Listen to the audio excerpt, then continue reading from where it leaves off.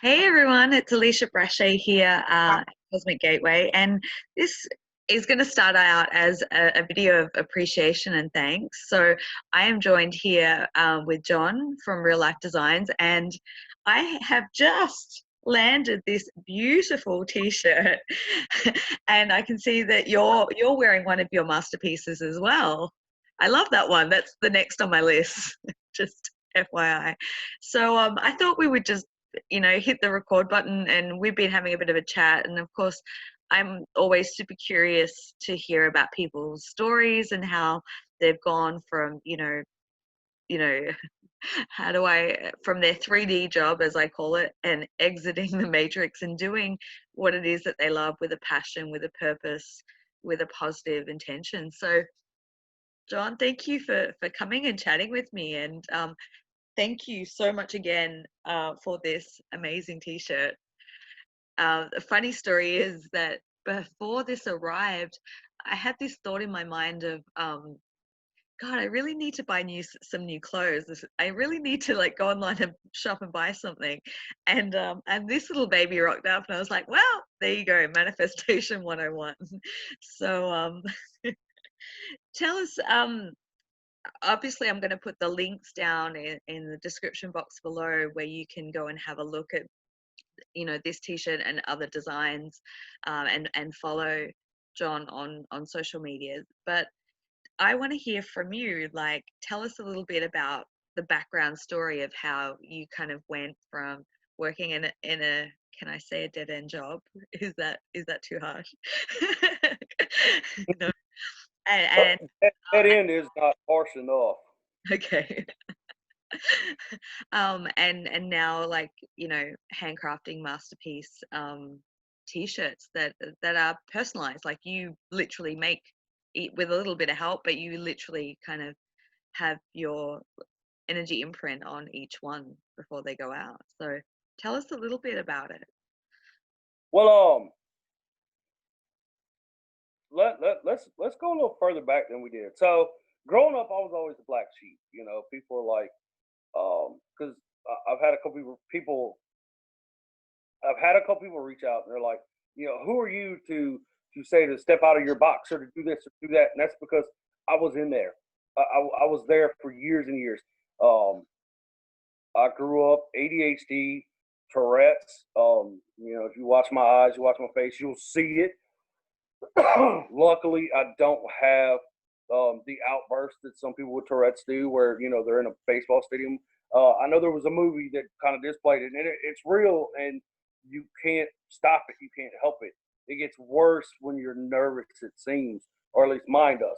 But depression, anger, pain, everything that I've been talking about, I've lived it for 35 years now. Is it 35, 36? I don't remember, my memory's going. But I've lived it for years. So when I speak, it's real. It's 100% raw. I don't hold back. If I offend you, hey, maybe you needed it. If it gets the point across, that's just how I feel about it. My mother is very, can you watch your language? Or can you do this? Or can you do that? Or, why don't you make notes and it might fix it? Or you need to work on all the ums that you say. I think I just said like 5 of them. But I do the same too. it's real. Like, I don't write anything down. Today, what was I doing? I don't even remember what I was doing. I think I was watching some dude play poker or slot machines or something on YouTube. And I'm just like, yeah, I want to do this video. And I've got a great idea because I really want to capitalize on yesterday's video. And everybody's like, it feels like an infomercial. I'm like, that's what it was supposed to do. It's an upsell of the box, which is, if y'all haven't watched that, seriously, watch it. If you get nothing from it other than a laugh, it was worth it. But my family never really was on my side, other than my grandparents and my mother. My father died when I was really young, due to his own, doings. So it sent me down a dark path. The 3 of them really tried to make me understand, hey, he didn't do it because of you. But growing up as a child, you're still going to blame yourself. It's just that simple. my mother had met a man that was really great until he wasn't anymore. He treated us like we were everything. And then at some point or another during my high school years, he treated us like we were shit, just to be point blank honest. Um, he finally left. My mother was and still is disabled. She's able to walk now instead of being wheelchair bound, thank God. But we had no money. It was, hey, we have to go out on trash days and hope that we can pick up things on the side of the road to fix and refurbish to sell to be able to pay the water bill, because where she lived, her water and gas bill were combined. So we had a gas stove and a gas water heater. So it was, do we want electricity, or do we want, do we want to be able to eat and have a hot shower? So we went an entire year without electricity. I did homework underneath an oil lamp in a trailer, literally as a single wide trailer was falling apart. It was so bad off. Man, was it bad off. But you know what? It was home. It was a roof over our heads. It did what it needed to do. So I graduated high school, and the comment from some of my family was, cool, what's he going to do with it? So at the point when I was a senior, I was already in tech college. I wanted to be a drafter. I wanted to draft things. So then I was already in college. I finally graduated after several car wrecks.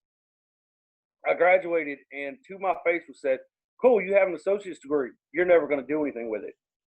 And then my family left, and I'm like, yeah, thanks for being encouraging. And I know one of the videos I talked about, teachers and family and everybody growing up telling you, you're never going to do anything. You're never going to be anything. You're never going to go anywhere. You're going to end up in jail. That was me. I was told that my entire life, except for a few key people, my mother, my grandmother, my grandfather, and a couple other random people that had stepped in to say, no, dude, you're meant for greatness. We don't know what you're going to do, but you're meant for greatness. And well, today here we are. I'm trying to do what I think I'm supposed to do, and that's, get the story, get the message out there. And I totally skipped over an entire part of that. But so the whole goal, after graduation was to show my family and teachers and everybody else, like, I can be better than you. When I'm done, you won't hold a candle to me. And I did it. I literally, the day I walked out, I was making more money than any teacher I had ever dealt with. I was making more money than most of my family combined. Smokers cough. Smoke is bad. People quit smoking. But the situation, it was good for like the first 4 years. It was good. Then they hired a guy to come in, and he was just one of those. He didn't do anything. He is the world's greatest micromanager. He can micromanage the hell out of an entire department. But you ask him to do anything on his own, he can't do it. He has no clue. When he started with us, the dude couldn't turn on a computer, and we did computer drafting. I don't know how you're gonna work at a job to turn on a computer. And it just got worse and worse and worse over the years. And I got to a point where I literally sat on the edge of my bed every morning. It's like, it's today the day I'm gonna have the courage to drive my truck into a bridge. And when you hear that from somebody, it shocks you. It really takes you off of your pedestal of thinking, hey, this dude is great. He's making all this money and everything else. But like I've tried to tell people, and I'm going off on another tangent direction again. Like I've tried telling people, money's not everything. Money doesn't buy happiness. When you don't have it, you think it does. It really doesn't. There's a reason why Robin Williams committed suicide. There's a reason why Chester, I think it's Bennington from Lincoln Park, committed suicide.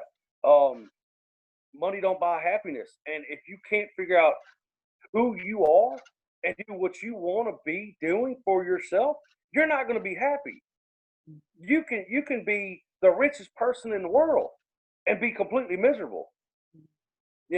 For a human to wear a mask, Robin Williams, I think, was the best person ever to wear a mask of what he wanted to display to the outside world.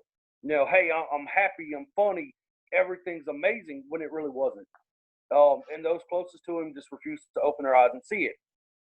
So that's kind of where the be true, be you thought came from, because as long as you're spending your time trying to be everybody else and you're 100% not genuine to who you are and what you're supposed to be doing, you're never going to be happy. You're always going to be fake. You're always going to have a mask over your face. Now back to the job thing. So I'm just going to interject for a second. I'm so glad you're bringing that up, because like, I think that right now and this year is such a big theme, especially as you said, masks, and obviously metaphorically, but literally, you know, and that's a whole other rabbit hole we're not going to go down at this time. But you know, this is the year for people to, and this is the time for people to really dig into their authenticity and be their true essence. So it's beautiful to hear you talk about that. I won't interrupt anymore. So with anybody that has ADHD and grows up with it and can function without all of the pills, when it was growing up for me, it was Ritalin or Adderall. You know, yay, zombies! That's literally what I felt like. I felt like a numb zombie, and I hated it. So the day I turned 18, I flushed all the pills, said I'll never do it again. From what I hear now is there are other medications that will help to focus. But the problem is, for me, most people don't understand it. My head's like a gumball machine that's broken. And people that follow on Instagram or Facebook might have seen the prelim of the design with basically the dude with a gumball head and gumballs dropping out. That's what it's like. You know, you've got a million thoughts all going on at once. They're all just falling out, and you're trying to constantly catch them, so you can't sit still, and it's a nightmare. And going back to Donovan again, Donovan did a video talking about one of my shirts. I think it was last week. And like every 2 seconds, he was distracted by a squirrel or an animal or moon or something. And I told him, like, dude, are you all right? And he's like, I'm going nuts over here. And he's like, how do you do it? I'm like, I said, I focus on everything at once or nothing at all. You know, so I literally can do 5 million things at once, or I can do nothing. So in that process, I understand that I work best in bursts of energy. Yes, I agree. I'm the same. Yeah. So they were paying me to work for 9 hours a day. I was so good at my job. I did twice as much, if not 3 times more than everybody in that building in a 4-hour period. So the other 5, 6, 7, 8, 9. So the other 5 hours that I was there, I was screwing off. Well, that pissed everybody else off. They're like, you know, he's always screwing off. He's screwing off. He's either outside smoking, or he's on his phone, or he's in somebody's office, or he's doing this. I'm like, but I'm doing 2 to 3, 4 times more work than everybody else, and I have way more responsibility than almost everybody else in this building. And they couldn't deal with it. So eventually, I became a target. You know, it's like, oh, you're out of your office again. It was like a laughing stock that it shouldn't have been. It should have been like, cool, you do this much work, then you can go home so you don't disrupt everybody else and everybody else can do their work. They didn't do that. They tried to make an example of me, and it didn't work. I fought back. I pushed back. Like I said earlier, I think this Christmas makes 3 years. I had a mental break on Christmas Day. I was at my mother's house. My grandfather was still there. And everything was good. Everything was going great. And I don't exactly know what it was. Some people know this. I've said it was something my mother's done. Other times I said I think it was something Jesse did. Whatever it was, I lost it. I got up out of the chair. I walked out to my truck, and Jess had bought me a heavy duty moving dolly because I don't like 200, 300 pound arcade games right there. They're real. They work. They weigh like 200 pounds a piece. So she had bought me a real heavy duty dolly to help move them around because the one we had was falling apart. I took this thing, threw it in the back of the truck, drove to my house, and I tossed it around in my front yard until it broke. When I say this thing was heavy, it was extremely heavy, and I tossed it around like it was a rag doll. Hang on, I'm trying to fix this. That's some extreme strength in that process that you were in to be able to do that. It was like a blacked out anger. Yeah. Yep. I've had a few times. My mother has witnessed it. Mainly growing up, I had a real big issue growing up, and I still do. When someone accuses me of doing something that I know I didn't do, I will fight hell on it. And eventually, when a grown up is sitting there pointing fingers saying, he flipped me off, and I'm sitting there like, no, I didn't, no, I didn't, no, I didn't. And everybody still sides with the teacher because, hey, you just have a bad reputation, dude. There's times when my mother said I would sit outside on the bench, outside of the disciplinary room, and sit there and bang my head against the brick wall for just hours on end. And she was like, there was no getting through. There was no talking to you. She's like, it was like just nothing. You were just gone. I know there was another time I got in trouble for something I didn't do. And I walked out of the classroom and punched a brick wall, and I cracked the brick wall. And this was as a kid. Damn. So I try not to get mad. When you hear people talk about, Hulk smashing, that's literally me. I black out, and I have no clue what happened. She seems to be the only one that can get me to stop. Once it sets in, because I won't hit her. I won't hit a woman. I've never hit a woman. But even with that being said, she's the only one that can seem to make me stop and sit down and just spend like the 4 hours it's going to take for me to come back to being me again and get out of the anger. So I've like totally lost my place. Okay, so anyway, I think okay, so I destroyed the dolly. Then I sent Jess a text message. This is the most cowardly thing anybody can ever do. I sent Jess a text message a few hours later, and I don't know if I was quite full on out of it or not, but I told her to get the fuck out. Christmas Day, I said, get the fuck out. Excuse my language. And it destroyed her. What kind of man would throw somebody that's been in his corner out of the house on Christmas Day? Nobody does that. Thank God she kind of sort of understood it, and she's back now. I think it took like 2 weeks for me to realize I was an idiot, and she's back now. Things are great. Things are actually better. And she's a complete opposite of me, which is even crazier. How she puts up with me, I have no clue, but she does. So after that happened, I started looking online. It's like, I've tried religion before. That didn't work for me. I've talked to God. That didn't work. So I started looking for other things. I wanted, let me look at the things that everybody says are bad. Numerology, tarot cards, astrology, everything that the Western side of Christianity says, you'll go to hell if you deal with tarot cards. Look, you people are idiots. Shut up. I ran across a woman. Her name was Tanya.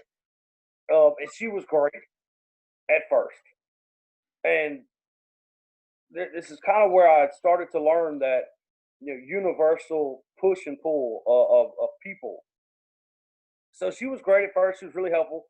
But eventually it came to a point to where it felt like she was more of a televangelist. She wouldn't even say hey to me without, bringing up money. I need money. I need money. I need money. And I'm like, yeah, I don't really have it to give at the moment. But in the process of all that, I met Donovan. Because Donovan was watching one of her live feeds, and I was also. And I sent him a message about numerology. I'm like, what do the numbers say? It's been like 2 years now. Donovan's a slacker. I know you're going to see this. I'm waiting on that. I need them numbers. But,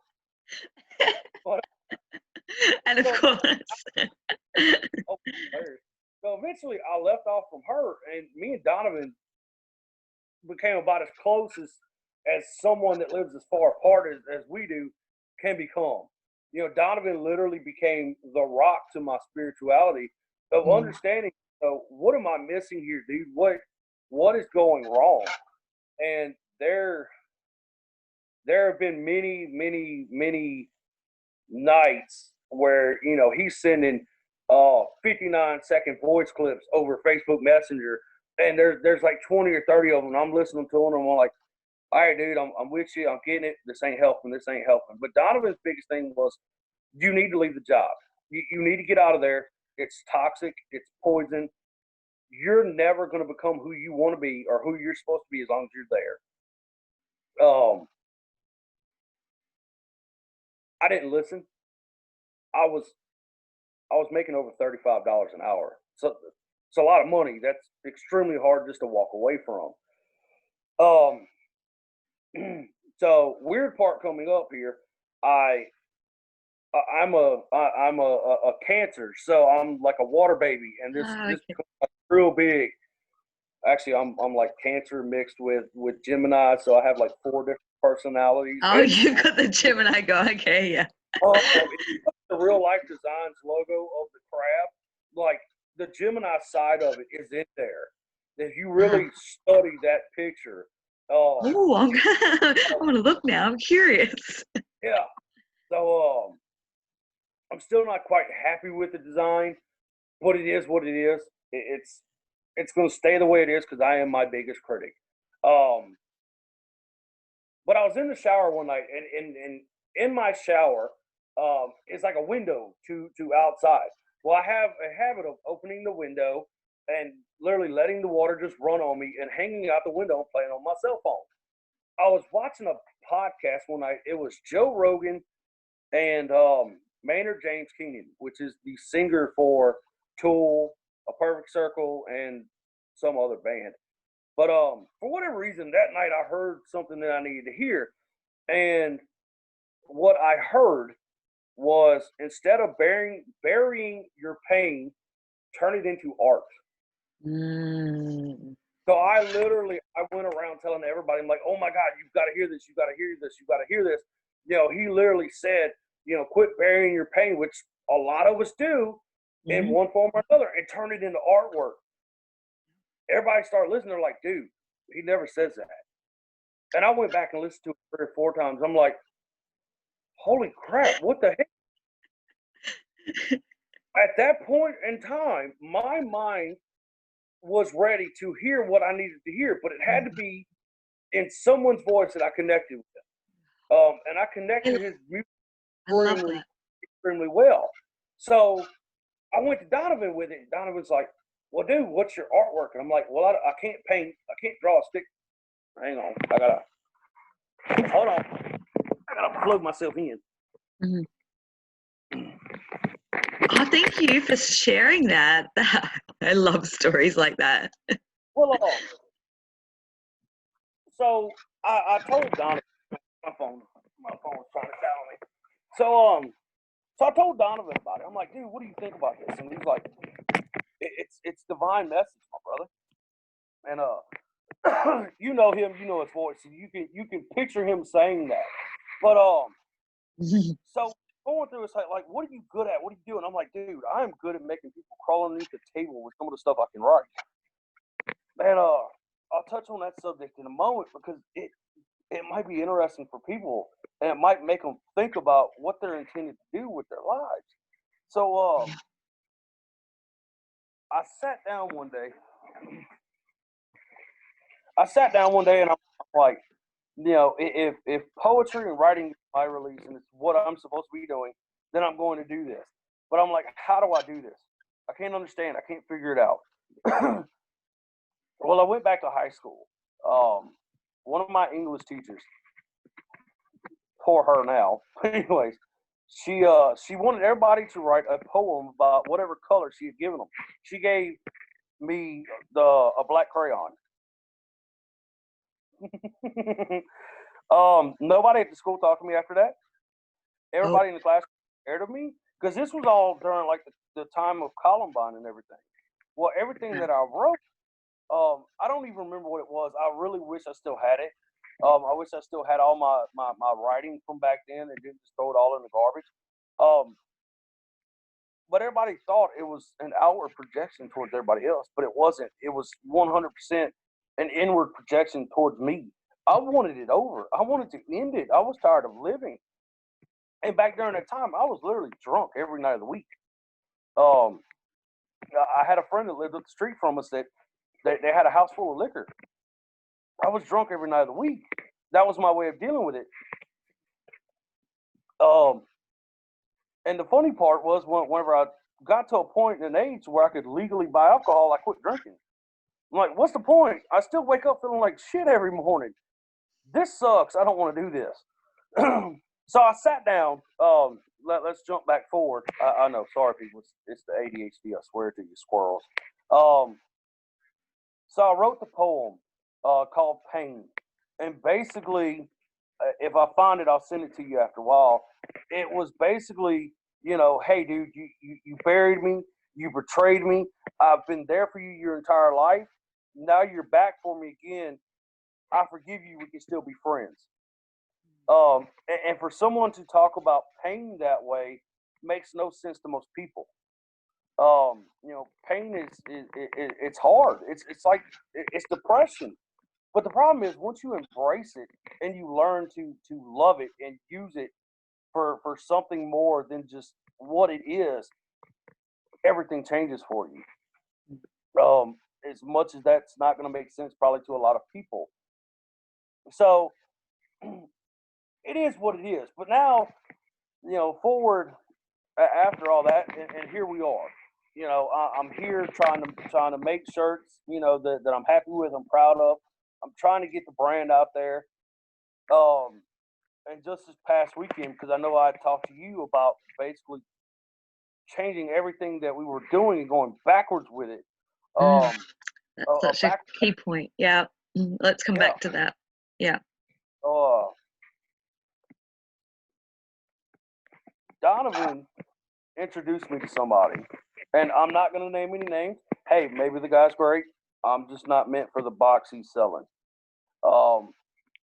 But the one thing that I grabbed from the very, very short conversation with the guy was how that he works on people's mental states backwards.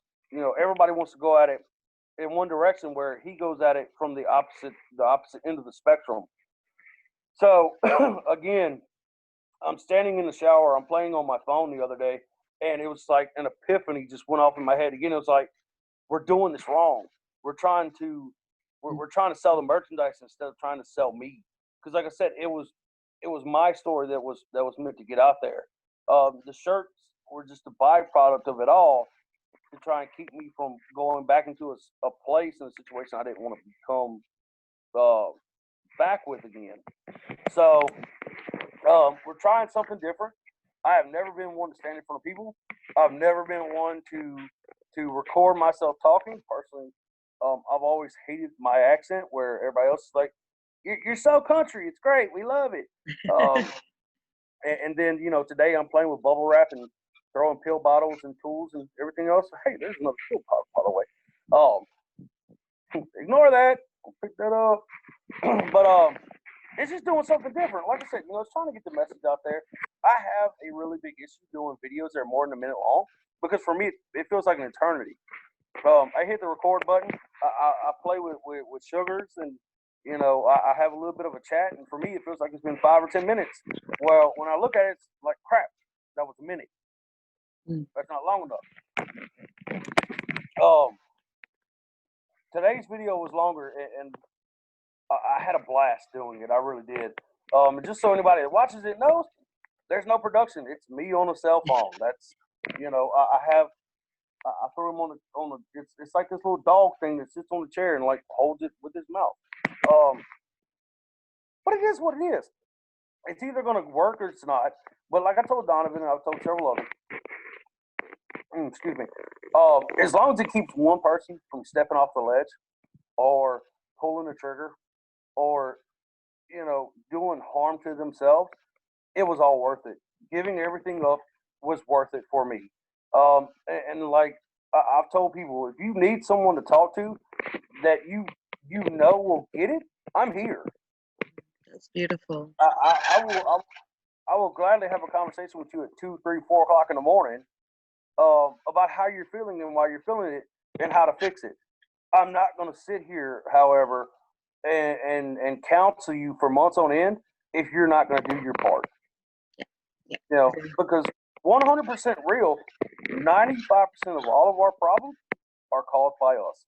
We cause our own problem because the other shirt, you know, fear, the only thing stopping you from greatness. Because we fear change. You know, if I leave this job, what am I going to do? A lot Everyone, you know, that I know in my journey, that was one of the biggest ones, and I didn't even realize until I was pushed. And it's terrifying to go from being an employee and having the safe, you know, monetary world to then having to transition and create something that is more in alignment with your path, like, you know. So I love hearing people's stories and how that comes about, because I think that's an important piece of the puzzle for people to hear who are at that precipice of doing that themselves, you know, to show that it's possible. yeah. Yeah. Well, a lot of people, a lot of people that I know, they want to. I keep talking about this box, but this is how we're programmed. You know, oh, you need this. You need this big expensive house, and you need all this. You know, these fancy clothes and these fancy cars, and you know the most expensive cell phone you can buy. And you know, hey, you can't just turn on your cell phone and record yourself and put it on YouTube. You need a $400 GoPro camera and this $600 microphone, and you know you got to be comfortable while you're doing it. You can't just sit your ass on your couch and do it. You got to have this $300 chair. People are programmed to put themselves in a situation of being stuck. Um, Jess's van is paid off. We bought it used. I'm currently in process of trying to, get it to where it's good to go again. It's having some emissions issues. My truck is paid off. One of the taillights is literally held on with tape. Long story there. But you know, our house is fairly small. It's got some issues, but we don't need debt. Debt is not happiness. And a lot of people think it is. They're like, I need that $60,000 truck because the guy I work with has a $60,000 truck. No, you don't. You really don't. I worked with the guy that was like, I buy brand new vehicles because they're brand new. No, you literally drove it off the showroom floor as soon as you walked out and drove off the lot. It's no longer brand new. It's now used. You're not getting what you paid for it. So I think that's what a lot of people need to understand and realize, that I'm not saying live like a minimalist, because I clearly don't. But don't get yourself into debt so bad that you can't get out of a bad situation, and that's what most people do. You know, going back to it again. You know, I know a lot of people that are amazing at what they do, but they can't leave because it's like, okay, I know my job's stable and I'm good to go. I've been here for years. Hopefully, they won't let me go. But if I go somewhere else and get laid off, I'm gonna lose everything. That's not life. You're living to die. What's the point? But yeah, that's my story, and here we are.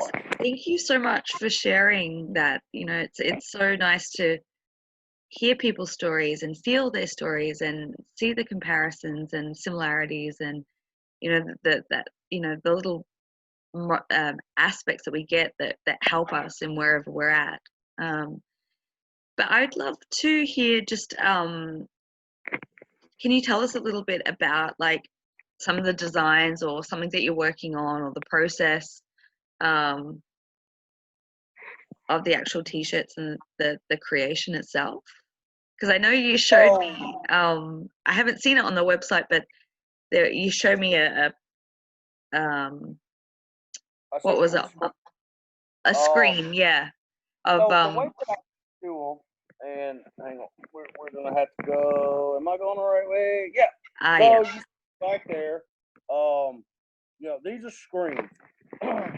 big companies, the way that they make shirts is a lot of them, they'll screen print a shirt.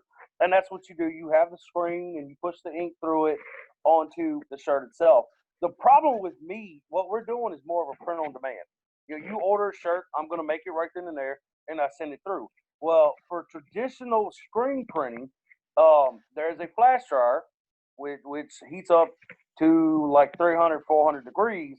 And there's also a conveyor belt dryer, which heats up to 320, 360 degrees, depending on the ink you're working with. So it turns the house into a sweatshop, like beyond hot.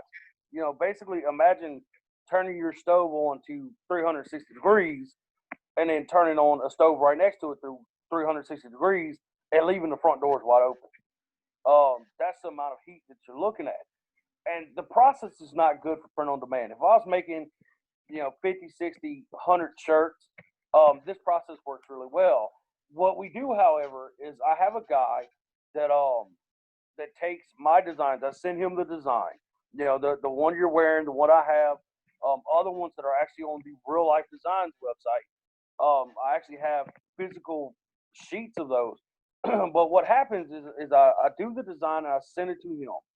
And I said, hey, here's what I want on the sheet, and he does it. So he goes off and he makes a screen just like these over here. And he physically screen prints my design onto a transfer paper. Mm-hmm. So then we get them in, and I cut them out, and I put them into a file cabinet where they're at. When somebody orders a shirt, I pull the shirt, I pull the design, and I use a heat press. So a heat press it heats up to, I think it's like a max temp of 400 degrees or something like that. But you lay the shirt on it and you press it down to get the moisture and everything else out of the shirt. Then you take the design, you put the design on it. And like I said, basically imagine a piece of paper with ink on it. Excuse me. So it's basically a piece of paper with ink on it, and you have to measure, because you don't want it crooked, you don't want it too far left, too far right, and I'm horrible with that. Thank you, Jess. I love you. Because she's amazing. It sounds like you guys are a great team. We're a great team in Stride. I'll touch on that one in a minute because we can't work together long term. But then we press the shirts, and I quality control them. Hey, I'm happy with how it looks. It looks like it's centered. It looks like it's straight. I fold them up. I put them in the bag. I throw a card in the bag, which I think the card in yours was probably the paper one and not the black card. There's a card in the bag. So the new cards are black. They have all of the Instagram, Facebook, and the website on them with a nice little, thank you note. Hey, thank you for supporting us. Which is a big thing for me because, like I said, at the end of the day, whether you watch me and you support my merchandise because you like the message I'm giving, or you just like the shirt, I'm all about the customer at the end of the day. And that's how it's done these days. Now, what am I working on right now? I did the Be True Be You, or no, I think I'm backwards. I don't know. My mind's all over the place. I have that one that's in process at the moment that I'm waiting to get the screens on. We've got the gumball design. If nobody's seen that one, let me see if I can find it real quick on the big screen. So we're working on the gumball design at the moment. My mother actually drew that. Surprisingly, like I said, I cannot draw a stick figure to save my life. My mother, on the other hand, is an amazing artist. Look at that. Hang on, I might be able to show a little picture of it. So Jess is in process of cleaning and clearing this one up. Let me see, is it going to let me turn this thing around? Guess not. If I can see it. Is it going to show? We are part of the way there. Oh, there it is. Cool. Sneak preview, everyone. So I think I put it on Instagram, but what we had gotten from the guy that was putting it into a program where I could send it over to the artist to put it on the transfer form, we weren't happy with them. You couldn't read what was inside the bubbles. And the premise, I talked to you about the premise. The premise of this drawing is the mind of ADHD. And people with ADHD don't realize that it's literally an all or nothing situation. ADD, that's what Jess has. You're distracted very easily, but you run at a slower pace. ADHD, it's 90 to nothing 100% of the time. So for me, I literally do 100 things at once, or I do nothing at all.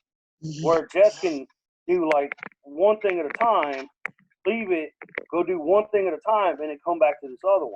For me, I'm like, okay, cool. We're going to do a million things at once, and we're going to do nothing at all, and I'm going to go take a nap.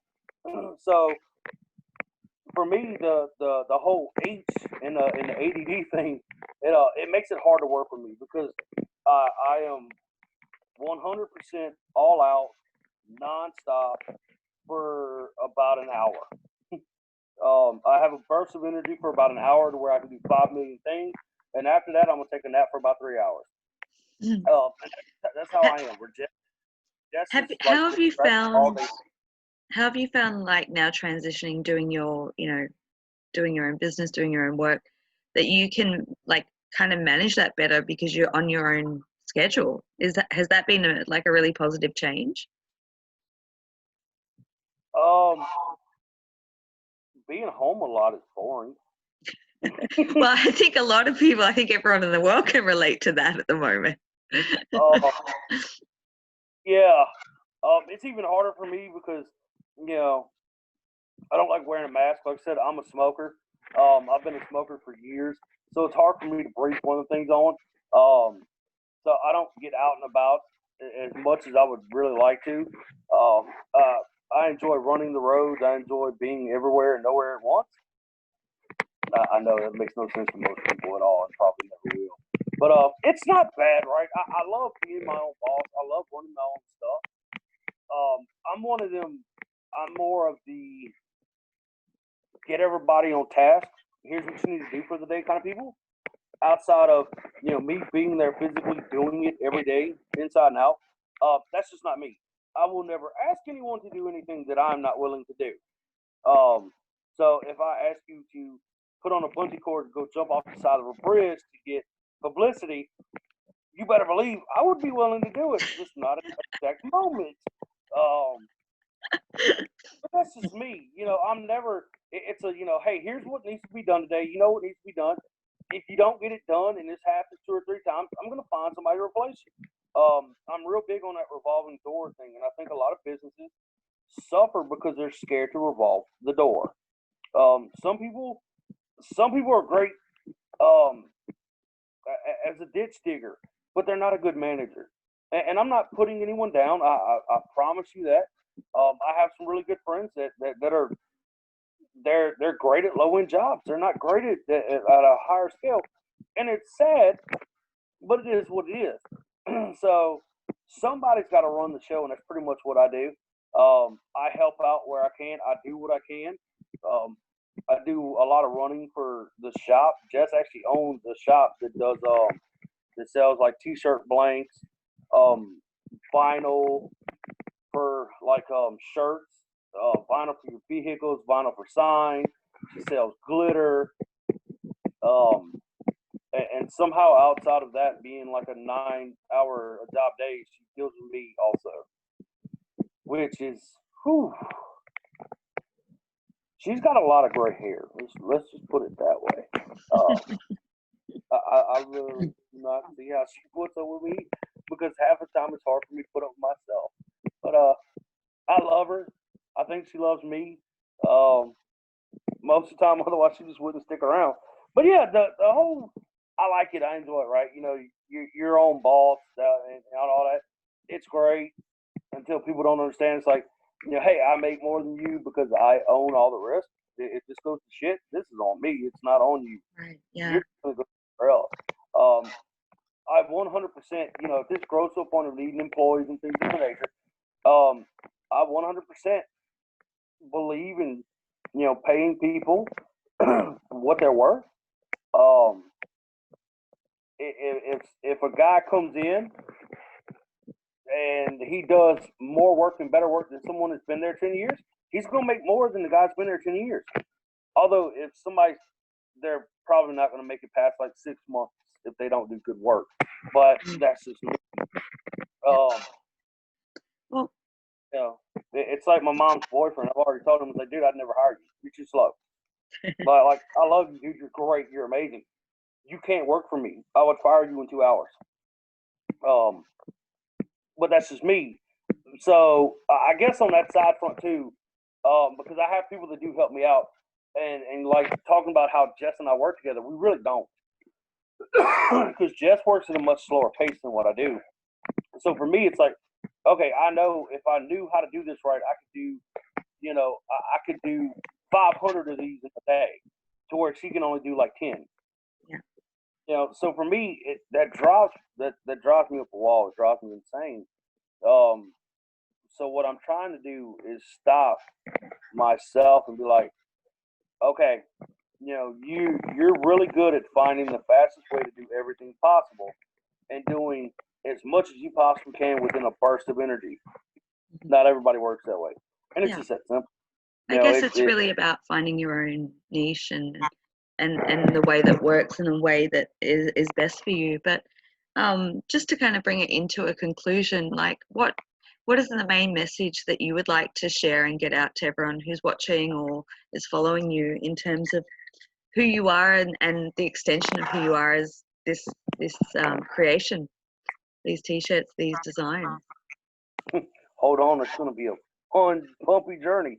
I kind of want to keep on with the videos the way they're going. I like the way they're going. I think it holds a message even in as short as they are.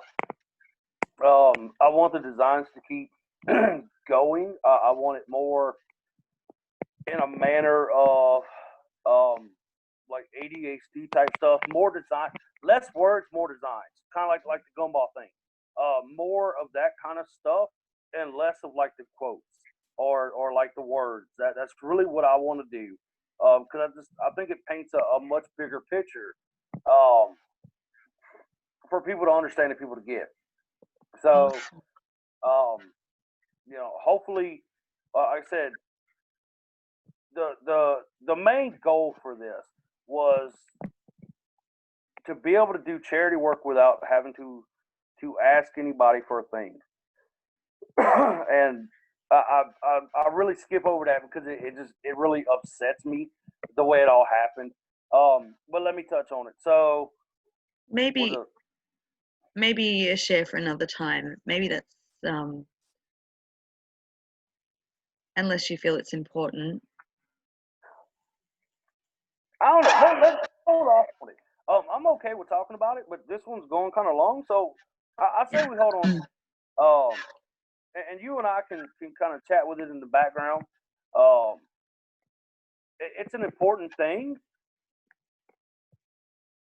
but it might not be right for the conversation at hand. Yeah. But like I said, the end of the day, my end goal is to free myself, help people out, and do the charity work that I basically want to be doing without asking anybody for anything. And like I said, when we get off of this, you and I can have a conversation about what happened and figure out how to relay it. But it was an eye-opening experience, sure. I guess any journey really that I think from my perspective, when we're living out of alignment and we're not necessarily doing what we're meant to be doing, sometimes it can be a really harsh reality check to throw us into alignment. And whether that's work, job, relationship, health, it doesn't matter. It's across the board. So, but we can go into that another time. But I just want to thank you so much for coming on and having a chat and sharing so much of your life, your story, your journey, your world, your creation, the transformation. And thank everyone for watching. I will put all the details so you can follow along with John's journey, the videos that he's putting out, the creations that he's making. I'll put that all in the description box below. So if you feel a resonance and you'd like to support his work and check out what he's doing, that would be awesome. And thank you for coming and being so open and raw and honest. It's beautiful to see. Oh, I'm all for it. I just, yeah, I'm sorry to anybody that's going to need a pad and a piece of paper to jot that story down and keep track.